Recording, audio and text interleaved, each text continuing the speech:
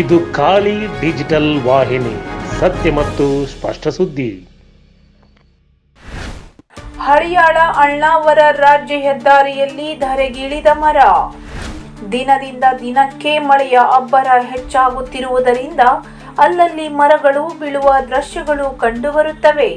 ಗುರುವಾರರಂದು ಹಳಿಯಾಳ ಅಳ್ನಾವರ ರಾಜ್ಯ ಹೆದ್ದಾರಿಯಲ್ಲಿ ತೆರಗಾವ ಸಮೀಪ ರಸ್ತೆಗಿಳಿದ ಬೃಹತ್ ಗಾತ್ರದ ಮರ. ಅದೃಷ್ಟವಶಾತ್ ಯಾವುದೇ ಹಾನಿ ಸಂಭವಿಸಲಿಲ್ಲ. ಸ್ಥಳಕ್ಕೆ ಆಗಮಿಸಿದ ಅರಣ್ಯ ಇಲಾಖೆ ಸಿಬ್ಬಂದಿ ಹಾಗೂ ಸಾರ್ವಜನಿಕರು ಮರವನ್ನು ತೆರವುಗೊಳಿಸಿ ಸಂಚಾರಕ್ಕೆ ಅನುವು ಮಾಡಿಕೊಟ್ಟಿದ್ದಾರೆ.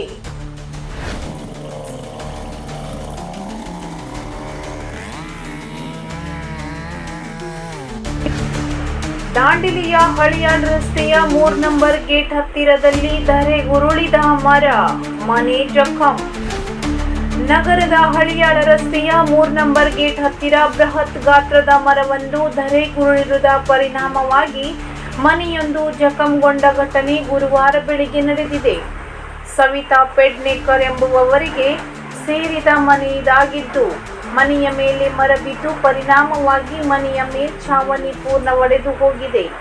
ಮನೆಯ ಗೋಡೆಗೂ ಹಾನಿಯಾಗಿದೆ. ಅದೃಷ್ಟವಶಾತ್ ಯಾವುದೇ ಗಾಯ ನೋವಾಗಲಿ ಜೀವಹಾನಿಯಾಗಿಲ್ಲ.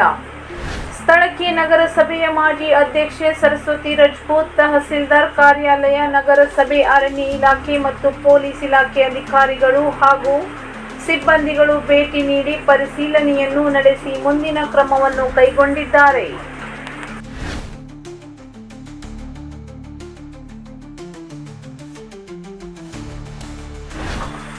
ಮನೆಯ ಮೇಲೆ ಬೃಹತ್ ಗಾತ್ರದ ಮರ ಬಿದ್ದು ಲಕ್ಷಾಂತರ ಹಾನಿ. ಬುಧವಾರ ರಾತ್ರಿ ಸುರಿದ ಮಳೆ ಗಾಳಿಗೆ ಮರವೊಂದು ಮನೆಯ ಮೇಲೆ ಬಿದ್ದಿರುವ ಘಟನೆ ನಾಗೋಡ ಗ್ರಾಮ ಪಂಚಾಯತಿ ವ್ಯಾಪ್ತಿಯ ಸಾಮಜೋಯ್ಡಾ ಎಂಬಲ್ಲಿ ನಡೆದಿದೆ. ಆದರೆ ಘಟನೆ ನಡೆದ ಸಂದರ್ಭದಲ್ಲಿ ಮನೆಯಲ್ಲಿದ್ದವರು ಮನೆಯಿಂದ ಹೊರಗಡೆ ಓಡಿ ಪ್ರಾಣ ಉಳಿಸಿಕೊಂಡಿದ್ದಾರೆ. ಸಾಮಜೋಯ್ಡಾದಲ್ಲಿರುವ ಚಂದ್ರಕಾಂತ್ ಕುಂಬಾರ್ ಅವರ ಮನೆಯ ಮೇಲೆ ಭಾರೀ ಗಾತ್ರದ ಮರವೊಂದು ಬಿದ್ದಿದೆ. ಆದ್ದರಿಂದ ಮನೆಯ ಬದಿಯಲ್ಲಿದ್ದ 2 ದೊಡ್ಡ ವಾಹನಗಳು ಸೇರಿ ಮನೆಯಲ್ಲಿದ್ದ ಪೀಠೋಪಕರಣಗಳು ಹಾನಿಯುಂಟಾಗಿದ್ದು ಲಕ್ಷಾಂತರ ರೂಪಾಯಿ ಹಾನಿ ಸಂಭವಿಸಿದೆ. ಚಂದ್ರಕಾಂತ್ ಕುಂಬಾರ್ ಅವರ ಮನೆಯಲ್ಲಿ ಪುಟ್ಟ ಮಗು ಸೇರಿದಂತೆ 9 ಜನರಿದ್ದು ಎಂದು ಮಾಹಿತಿ ಲಭ್ಯವಾಗಿದೆ. ಏಕಾಏಕಿ ಮರ ಬೀಳುವಾಗ ಕಿರುಚಿಕೊಂಡು ಎಲ್ಲರೂ ಮನೆಯಿಂದ ಹೊರಬಂದು ಪ್ರಾಣ ಉಳಿಸಿಕೊಂಡಿದ್ದಾರೆ.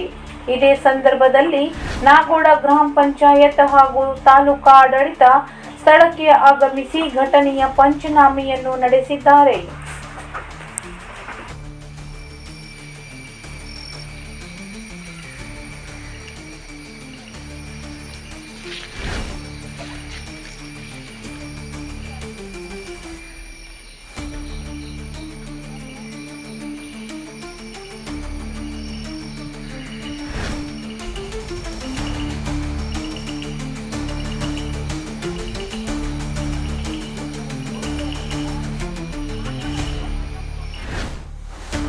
ಹಳಿಯಾಳ ದಾಂಡೇಲಿ ರಾಜ್ಯ ಹೆದ್ದಾರಿಯ ದಾಂಡೇಲಪ್ಪ ನಗರದ ಗಟ್ಟರಕ್ಕೆ ಇಳಿದ ಟ್ರಕ್.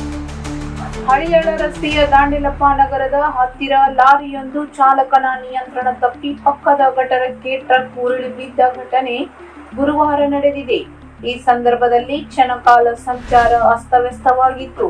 ಸ್ಥಳಕ್ಕೆ ಗ್ರಾಮೀಣ ಠಾಣೆಯ ಪೊಲೀಸರು ಭೇಟಿ ನೀಡಿ ಲಾರಿಯನ್ನು ಸುರಕ್ಷಿತವಾಗಿ ಹೊರತೆಗೆದು ಸುಗಮ ಸಂಚಾರಕ್ಕೆ ಅನುವು ಮಾಡಿಕೊಟ್ಟಿದ್ದಾರೆ.